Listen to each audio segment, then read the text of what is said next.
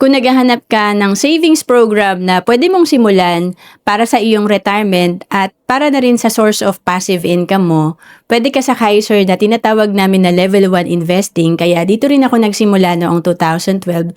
Kasi sa Kaiser, meron ka ng investment, meron ka ng healthcare, at meron ka ding life insurance. Ang Kaiser ay 7 years to pay lang, 20 years ang maturity. At magbigay tayo ng halimbawa dito. Halimbawa ay nakakapag-ipon ka ng 88,000 per year sa Kaiser. Ang total na binayaran mo sa 7 years nasa 618,000. And pag ito ay nag-mature after 20 years, 1.7 million ang iyong projected fund.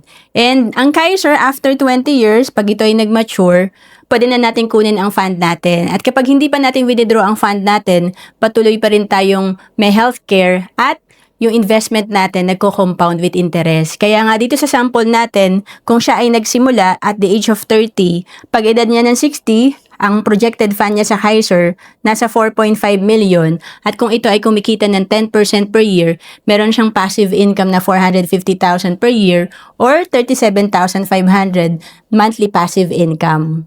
Ang Kaiser ay 7 years to pay lang, pwede ring one-time investment at 20 years ang maturity. And again, sa Kaiser, tatlo na agad ang meron tayo, investment, healthcare, at life insurance. At kung OFW ka, pwedeng-pwede ka sa Kaiser. We have online application. To know more about Kaiser, message mo lang ako sa Facebook, Roan Celis Capistrano, or email me at roan.capistrano@gmail.com.